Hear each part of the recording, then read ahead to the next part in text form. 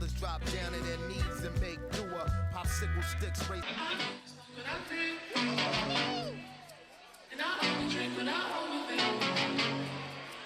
I only smoke when I drink. And I only drink when I only think.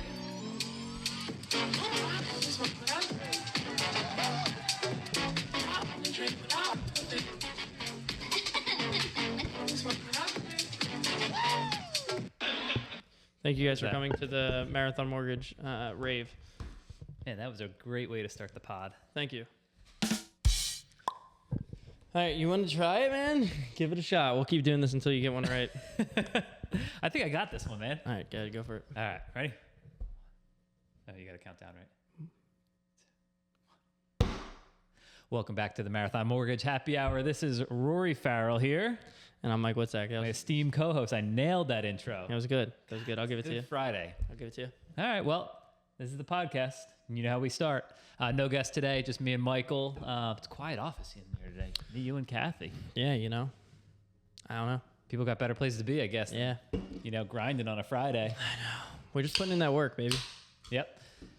And by work, you mean drinking a beer on a podcast. Yes. All right. Today, you know what? We had so much success last week with the Mexican lager Yes. from Single Cut. Shout out Single Cut for putting us on their story. Yeah, thank you, Single Cut. Send us free beer. You ignored my message. Rude. You know, they did a nice thing. They'll just ask for something. Let's see if Warwick Farms will send us anything. Yeah, local guys. I'd say my favorite brewery in the area. They're the best. Everything they do is good. So, Brodello. Nice. Kind of like Love it. Modelo, but for the bros. It's for us. It's for us, baby. So, and then another Mexican lager. This is what I drink when I go to their beer garden, especially on those hot days. Let's see if we're 2 for 2. Ooh. Yeah, buddy. Smells good. Cheers. Happy Friday. I mean, it's not really a nice day to drink this, but Yeah. 2 for 2. All right. Yeah, we're there. We're finding your lane. We're there. Warwick Farms, if you'd like to sponsor an episode of the Marathon Mortgage Happy Hour, we can talk in the DMs. Yeah, we'll come to the brewery. Yeah. Film live. There you go. So let's talk about rates dropping, dude. Let's talk about the week. Let's talk about the week in the mortgage industry. Crazy week. Again, back to our roots. This is what we should do every week prior to guests. Yes. So, sorry, I don't want to knock this over. So, jobs report came out last Friday. Not looking great. Not looking great. Unemployment numbers came in. Not looking great. Not looking great, or at least not looking as Great as good they, as they were expected. predicted. So, yeah. what that caused was this kind of reaction in Wall Street, essentially, effectively lowering rates for us. Yeah, that and plus the yen trade, the yen float trade or something. I forget what it's called. Because Japan had hiked rates on their currencies. A lot of hedge funds in America have floated currencies through Japan. When they hiked rates like that, they had to sell off to cover their shorts and their puts in Japan and pay back that debt because they were paying a higher interest than what they were making, which caused a lot of sell-off in the tech market. And then now we're here. Yeah, now we're here. So a lot of movement on Monday morning, which obviously, as it always does, kind of self-corrects throughout the week. So rates were at its lowest on Monday morning. We got a lot of calls in, got a couple refis in. It's kind of right on the cusp of making sense for a lot of people. So, you know, if we see a further drop over the next couple months, I think we're going to see a lot more, but it's kind of like really right on the cusp of where it makes sense. So For sure. Definitely with the bigger loan amounts, especially if you bought kind of in the middle to the end of 2023, those are where it starts to really make sense. Yeah. Some of the lower loan amounts in, you know, the hundreds to low 200s, you know, if you're only seeing, you know, half a point, 3/4 point in rate drop, you know, the numbers get a little tighter. So just, you know, PSA for anyone who's seeing the news, wondering if it makes sense. It's always worth calling. I'd say, you know, it doesn't take long for us to kind of look through your numbers and, you know, figure out what a break even would be, because there's always going to be cost to a refi. So it's kind of these fixed costs. And then you got to talk about, hey, how much you're going to save monthly and what is that break even? How many months is that breaking it? And do you want to come to the table with money? You want to wrap the cost into the back end of your loan, which I don't think a lot of people know that, hey, you don't have to come to the table. In most cases, FHA is a little different. But VA and conventional, you don't have to come to the table if you have the equity in the property. You can wrap the cost in. The FHA streamline. Yeah, it's a little different. So which we talked about in last week's episode. Yep. So. But I think it's important. I mean, I'll One- speak for me. One sip of that beer, dude. I'm like, I know a tie. what you just say? Super tie. Like, you're tired? Yeah. Hey, have kids. You'll start Yeah, I was speaking gonna like a say, child. this is some kid shit, bro. Well, I think it's important to also note is that this isn't like a sales call. Like, hey, you should come refi. In fact, I've told multiple people already, and even looked at a couple files prior to calling people, and it's like doesn't make sense. And then I've talked through the numbers with certain people where it's on the cusp of making sense, and we've kind of talked them out of it because ultimately, at the end of the day, like we don't want you to do something that doesn't make sense for you financially, doesn't benefit you in the long run. But like I said, there's always going to be a break even. And we can talk about the core numbers, and if people want to save $100 a month or $150 a month, yeah, it might be worth it to some people, and Yes, sir. maybe it's not worth it to other people. So it's always worth having a conversation either with us or if you have a trusted loan officer that you just have questions about. It's worth chatting about for sure. Yeah, absolutely. So And then I know you want to touch on float down policy. yeah, I mean, one of the questions, of course, with everyone who's in process right now is, or even I have a client right now who's he's shopping around. Not only is he shopping rates and fees and terms, but also, what is your float down policy? Because his settlement's like 60 days out. So he wants to know, like, hey, if I lock in now, if I go with you, what's your float down policy? Yep.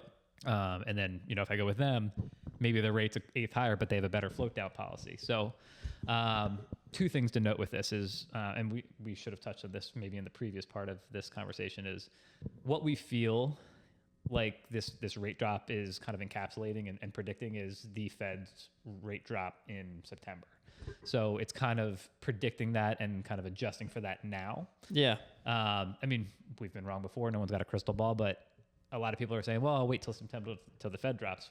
The rates dropping now is in anticipation of that. So it might have already been absorbed into these rates. So Yeah, maybe we see a rate drop, maybe we don't, but They're looking into the future, predicting that the Fed's going to cut. So, and I'd say beyond that, all bets are off. Yeah, election's coming up. by the time the Fed cuts rates, it's already priced into the rates. So if the Fed cuts rates and they don't go down, I wouldn't be surprised at all. I'd actually kind of be shocked if they went down.